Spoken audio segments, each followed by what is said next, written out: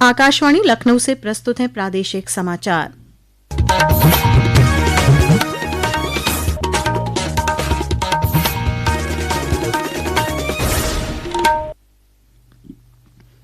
मुख्य समाचार।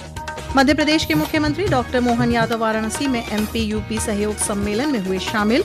दोनों राज्यों के बीच निवेश, कौशल विकास, हस्तशिल्प और बाजार विस्तार से जुड़े कई समझौतों पर हुए हस्ताक्षर। प्रदेश में 2 अप्रैल से 30 जून के बीच होगी दलहन तिलहन की खरीद। सरकार ने लक्ष्य निर्धारित कर पारदर्शी व्यवस्था पर दिया जोर। कुशीनगर में 3 दिवसीय अंतर्राष्ट्रीय बौद्ध सम्मेलन का राज्य मंत्री दिनेश प्रताप सिंह ने किया शुभारंभ। कहा, पर्यटन और उद्योग को नई दिशा देगा यह सम्मेलन। और आईपीएल क्रिकेट में कल लखनऊ के कान्हा स्टेडियम में खेला जाएगा लखनऊ सुपर जायंट्स और दिल्ली कैपिटल्स के बीच मैच।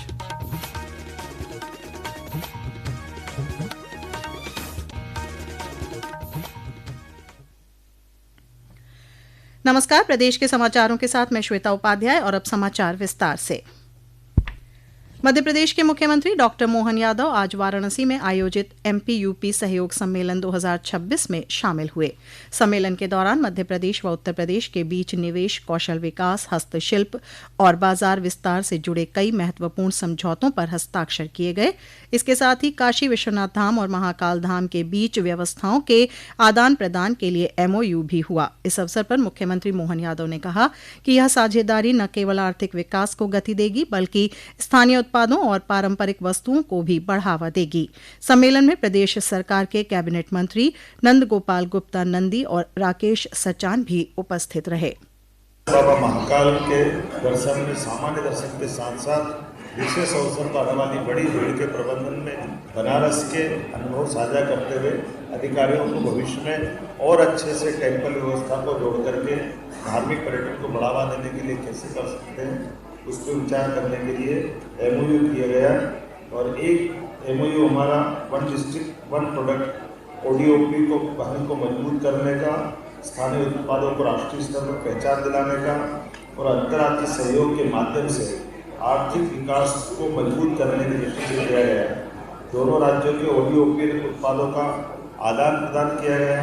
स्थानीय उत्पादों को राष्ट्रीय और अंतर्राष्ट्रीय बाजार में उनकी पहचान दिलाने का, भविष्य में मार्केट उपलब्ध कराने का एक बड़ा निर्णय हुआ।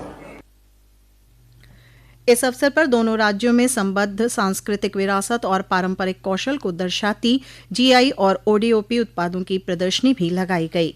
इससे पहले वाराणसी पहुंचने पर मुख्यमंत्री मोहन यादव ने काशी विश्वनाथ धाम में दर्शन पूजन किया और मंदिर कॉरिडोर का भ्रमण कर यहां दर्शन व्यवस्था और तीर्थयात्री प्रबंधन सिस्टम का बारीकी से अवलोकन भी किया। प्रदेश में दलहन तिलहन की खरीद 2 अप्रैल से 30 जून तक की जाएगी। कृषि मंत्री सूर्य प्रताप शाही ने आज लखनऊ में आयोजित प्रेस वार्ता में बताया कि मूल्य समर्थन योजना के अंतर्गत किसानों को उनकी उपज का लाभकारी मूल्य सुनिश्चित करने के लिए सरकार द्वारा न्यूनतम समर्थन मूल्य एमएसपी पर खरीद की प्रभावी व्यवस्था की गई है। उन्होंने बताया कि चने का समर्थन मूल्य 5,875 रुपए कुंतल, मसूर 7,000 रुपए प्रति कुंतल, सरसों 6,200 रुपए प्रति कुंतल तथा तूर दाल का 8,000 रुपए प्रति कुंतल निर्धारित किया गया है। कृषि मंत्री ने बताया कि चना, मसूर, सरसों और तूर दाल की खरीद के लिए लक्ष्य निर्धारित किया गया है। भारत सरकार ने हमें मसूर की 6,77,000 मीट्रिक टन खरीद की अनुमति दी है और सरसों की खरीद 5,30,000 मीट्रिक टन की जाएगी। चना का एमएसपी 5,875 रुपए प्रति कुंटल होगा, मसूर की एमएसपी 7,000 रुपए प्रति कुंटल और सरसों का 6,200 रुपए कुंटल होगी। चना का खरीद 2,24,000 मीट्रिक टन, मसूर का 6,77,000 मीट्रिक टन। यह हमारा प्रयास होगा कि हम खरीदें। हमने इसके लिए डिमांड किया था भारत सरकार से और उन्होंने हमें अनुमति दी है। कृषि मंत्री ने बताया कि खरीद प्रक्रिया को पारदर्शी बनाने के लिए सभी क्रय केंद्रों पर पीओएस मशीनें स्थापित की गई हैं, जिससे किसानों की पहचान सुनिश्चित करते हुए डीबीटी के माध्यम से सीधे उनके बैंक खातों में भुगतान किया जाएगा। भगवान बुद्ध की महापरिनिर्वाण स्थली कुशीनगर में 3 दिवसीय अंतर्राष्ट्रीय बुद्धिस्ट कॉन्क्लेव 2026 आज से शुरू हो गया है। इसका उद्घाटन प्रदेश के राज्य मंत्री और जनपद के प्रभारी मंत्री दिनेश प्रताप सिंह ने किया। कॉन्क्लेव में बौद्ध भिक्षुओं के साथ साथ विभिन्न देशों से आए प्रतिनिधि भी भाग ले रहे हैं।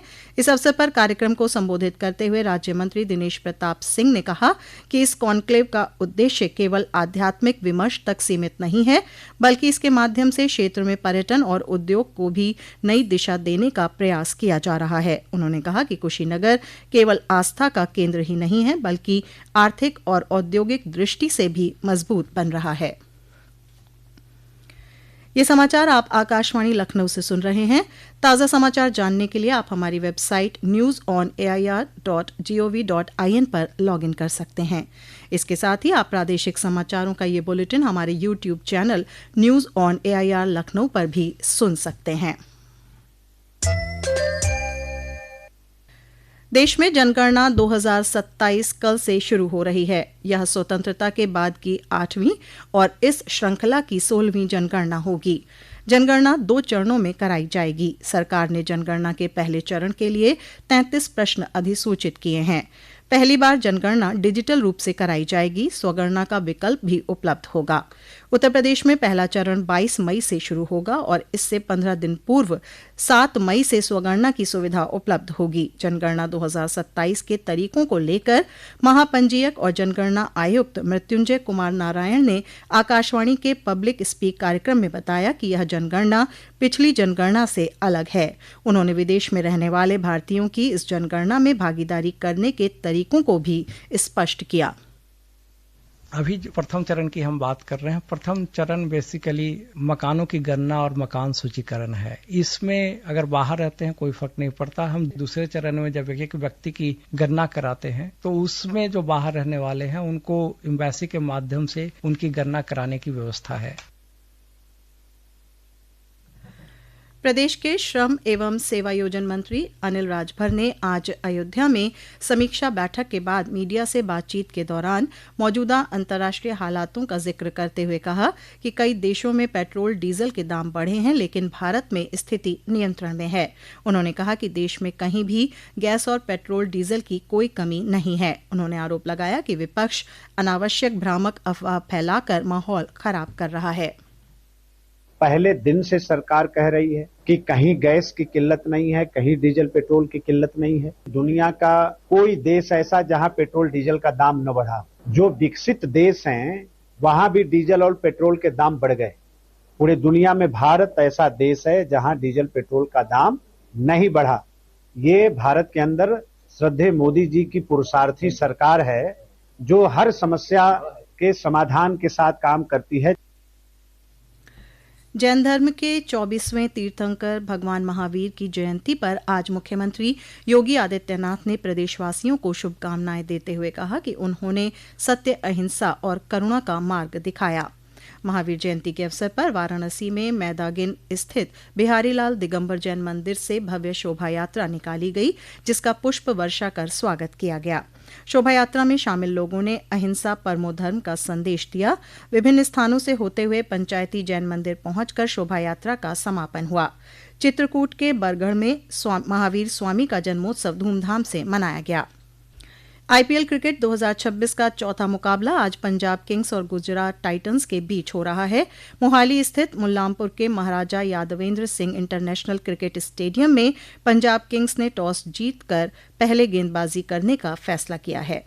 वहीं लखनऊ के कान्हा स्टेडियम में कल दिल्ली कैपिटल्स और लखनऊ सुपर जायंट्स के बीच मुकाबला होगा। एक रिपोर्ट। लखनऊ की कमान जहां ऋषभ पंत के हाथों में है, वहीं दिल्ली के लिए कप्तानी की जिम्मेदारी अक्षर पटेल निभा रहे हैं। कल के मैच को देखते हुए कान्हा स्टेडियम के आसपास लखनऊ ट्रैफिक ने रूट डायवर्जन लागू किया है। शाम को मैच 7:30 बजे शुरू होगा। इसके 3 घंटे पहले स्टेडियम के आसपास यातायात को प्रतिबंधित कर दिया जाएगा। वहीं लखनऊ मेट्रो की सेवाएं कल रात में 12:30 बजे तक संचालित रहेंगी, जिससे क्रिकेट मैच देखकर लौटने वाले दर्शकों को कोई परेशानी न हो। स्टेडियम से मुंशी पुलिया मेट्रो स्टेशन और ट्रांसपोर्ट नगर मेट्रो स्टेशन तक विशेष फीडर बसों का संचालन भी किया गया है। स्टेडियम में महिलाओं और वरिष्ठ नागरिकों के प्रवेश के लिए विशेष व्यवस्था की गई है। मुमताज अली, आकाशवाणी समाचार, लखनऊ।